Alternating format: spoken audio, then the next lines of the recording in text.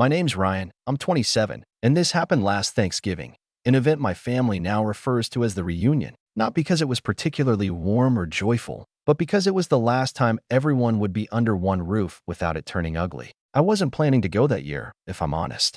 Life had been messy. I had just switched jobs after a rough layoff, was bouncing between apartments, and had spent the past 2 years trying to pull myself out of a rut I didn't even realize I was in. My mom had begged me to come, said it would be good for me to be around everyone, which, in hindsight, is hilarious. I don't come from a massive family, but there are enough of us to fill a house, especially when the cousins bring their kids. The reunion was at my Uncle Tim's place this time, big house in the suburbs, high ceilings, those huge windows that make you feel like you're in a catalog. My Aunt Valerie, Uncle Tim's younger sister, had flown in from across the country. That's who this story is about. Valerie has always been loud.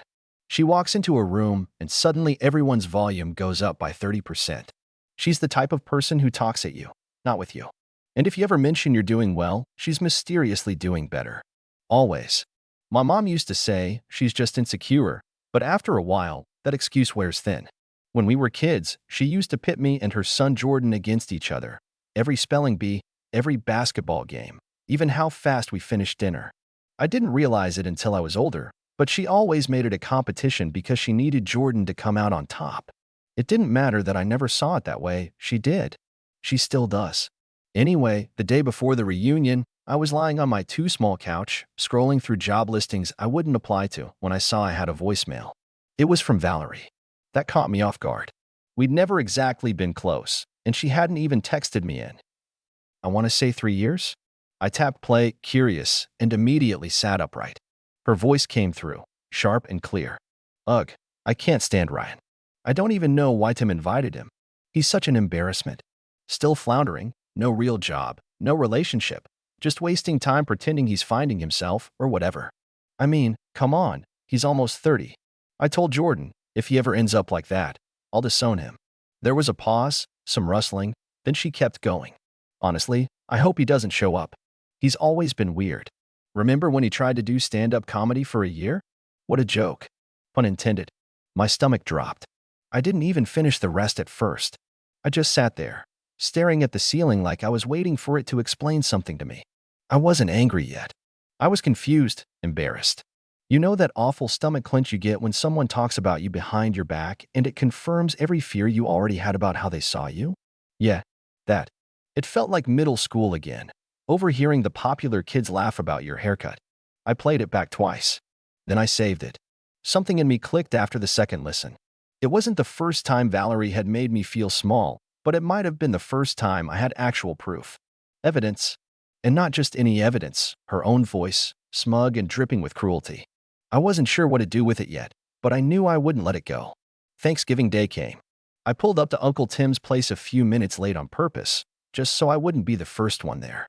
The driveway was already packed, so I parked down the street and walked up. As soon as I opened the door, the noise hit me like a wave, kids screaming, the clatter of dishes, someone laughing too hard in the kitchen. It smelled like turkey and cinnamon and fake cheer. I slipped in quietly, hoping to just blend into the background. That didn't last long. Ryan. Valerie's voice rang out before I even took my coat off. I turned to see her beaming at me, arms open like we were long-lost best friends. Look at you. You made it. I forced a smile. Wouldn't miss it. She gave me a hug, tight and performative, then pulled back to look at me. Still doing that? What was it? Freelance thing? Sort of, I said. I'm working on a few projects. She raised an eyebrow, smirking. Oh, fun. Well, Jordan just got promoted at the firm. Big corner office. We're very proud. Of course he did. I spent the next hour floating through conversations, trying to avoid her, but it was like she was magnetized to me. Every time I thought I could slip away, she was there, reminding me that Jordan was now engaged, that he'd bought his second property, that he might get published in some legal journal. I hadn't even seen Jordan yet. He was probably hiding in the basement like I wished I could. At one point, I went to get some cranberry sauce and Valerie followed me to the kitchen.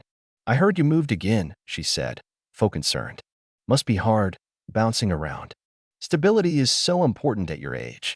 I'm fine, thanks, I muttered, trying not to slam the fridge door. I just worry about you, she said, with a syrupy tone that made my teeth clench. Your mom says you're still figuring things out.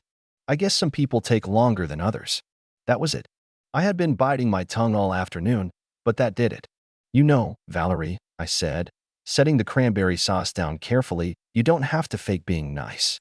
I know how you feel. She blinked, thrown off. What do you mean? I met her gaze. You left me a voicemail last night. I heard everything. Her face drained of color so fast I thought she might actually faint. Her mouth opened, then closed again like she was searching for a response but couldn't find one. For the first time ever, she was speechless. I walked away before she could recover, heart thudding in my chest. I didn't go far, just into the living room where the rest of the family was gathered. I tried to act casual, chatting with my cousin Ellie about her dog, but I could feel Valerie's eyes burning into the back of my head. Dinner started a little while later. Long table, everyone passing dishes around, laughter. It almost felt normal, but Valerie was quiet. She kept glancing at me like I was holding a grenade. I think she was praying I wouldn't say anything. Then my Uncle Tim stood up to make his usual thankful for family toast. That was when Valerie decided to go full Oscar performance. I just want to say, she said loudly, cutting him off, how grateful I am that we're all together. Even Ryan.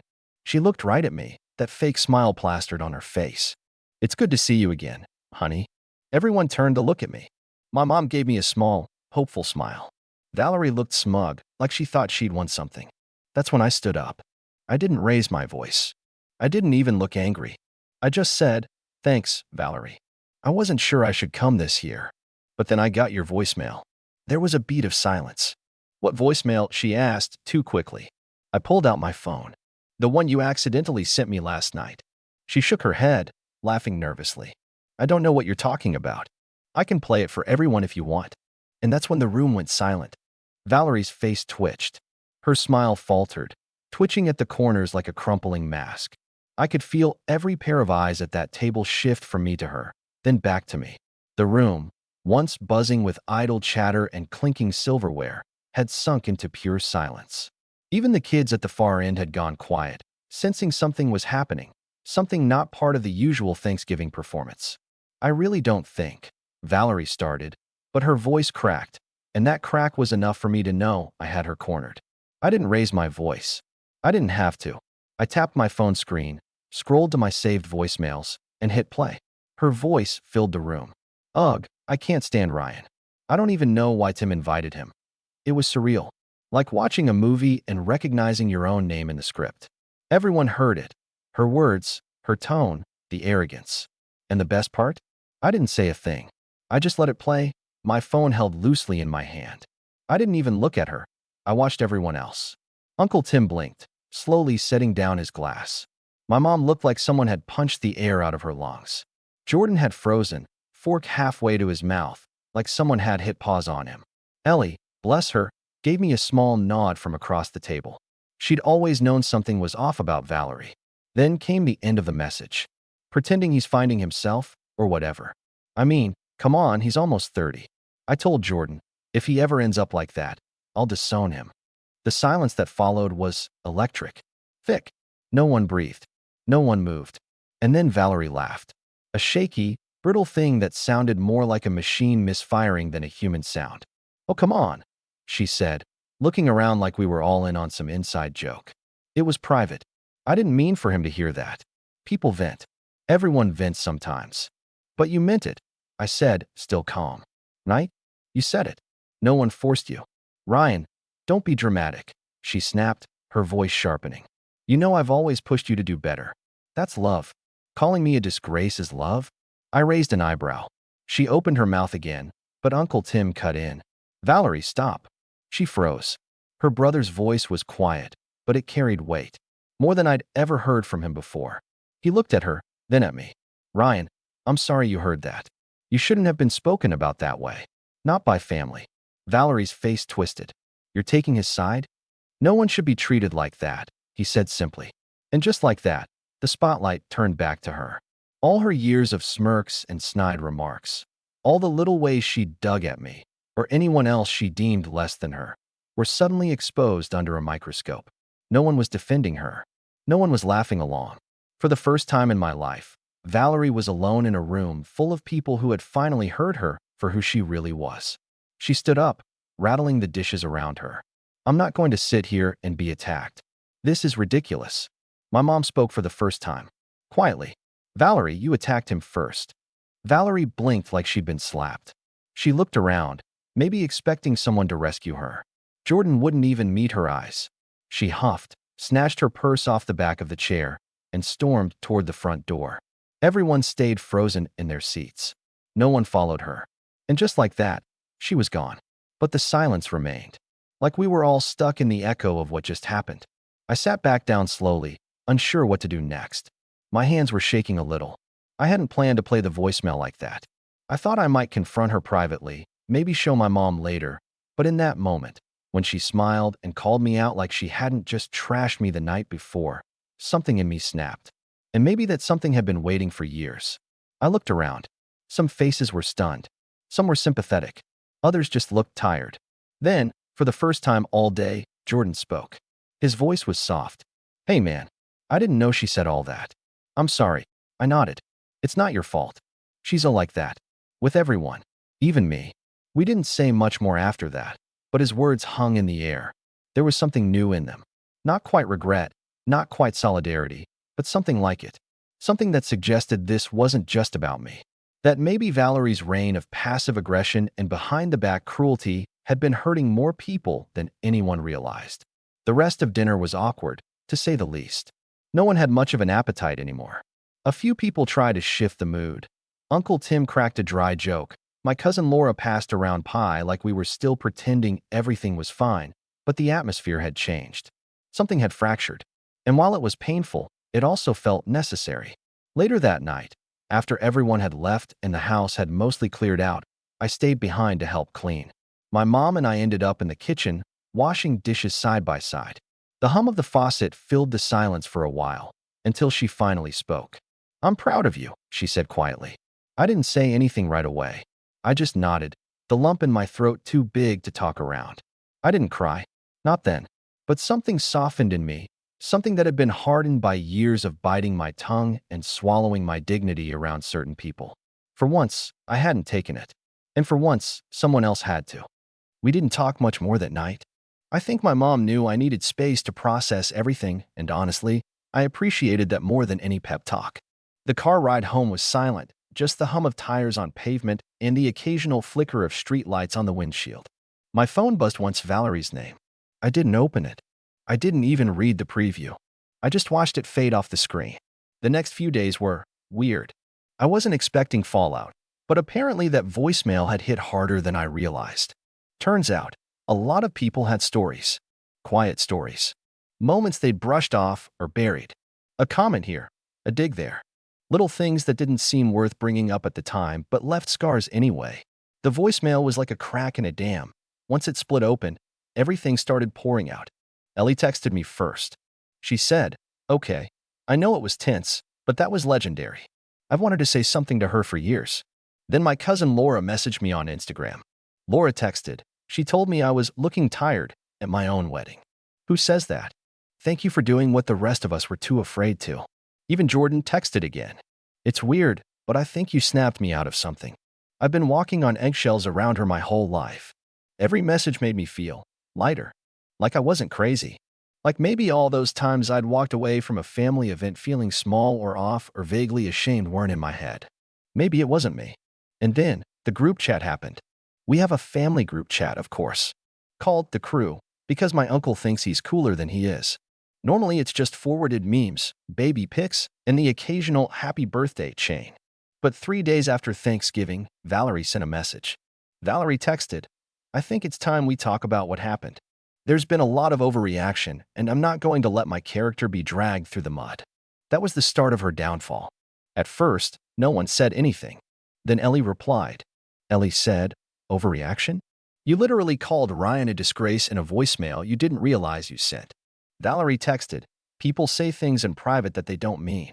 It's normal. Jordan texted, you meant it. And you've said stuff like that for years. The typing bubbles came and went for a while. Then Uncle Tim chimed in. Uncle Tim said, Valerie, you embarrassed yourself. That's not anyone else's fault. You don't get to blame Ryan for your words. She tried to pivot. Valerie texted, so now I'm the villain because I have standards? I care about this family's reputation. I was concerned about Ryan. I replied, you called me a waste of space. That's not concern. That's cruelty. There were more typing bubbles. Then suddenly, Valerie exploded. Wall of text. Capital letters. Passive-aggressive guilt tripping about how she's always been honest, how she's the only one willing to say what everyone else is thinking, and how the family has become soft and dramatic since we all started prioritizing feelings over facts. She even pulled the "I've done so much for this family" card, which was hilarious because Valerie's version of doing things was showing up late, bringing store-bought cookies, and spending the entire event pointing out who gained weight or who looked tired. That's when Laura finally said what we were all thinking. Laura texted, "You know what, Valerie? You're exhausting. Every time we get together, you make someone feel worse. We've all let it slide for years because you're family. But family doesn't mean immunity. It means accountability." That opened the floodgates. People started chiming in, nicely, but firmly. Stories came out. The time Valerie mocked Ellie for not going to grad school. The time she told Jordan's ex she wasn't pretty enough to marry into the family. The time she said I was too sensitive after I lost a job and asked for space. Every story stacked on top of the last, building this undeniable picture of someone who had spent years playing queen bee at our expense, and who, for the first time, was finally being told no. And then she snapped. She left the group chat. Dramatically. Valerie has left the chat. 10 minutes later, my phone buzzed with a notification Valerie had posted a Facebook status. Full public meltdown. I didn't see it right away, but Ellie screenshotted it. I've never felt so betrayed in my life. I always tried to help this family, to keep people honest. But now I see I'm surrounded by weakness and entitlement. If standing up for decency makes me the villain, so be it. I'll remove myself from your drama and pray for you all. Especially Ryan. She tagged me. She tagged me. The post got 3 likes, all from distant relatives we haven't seen in years.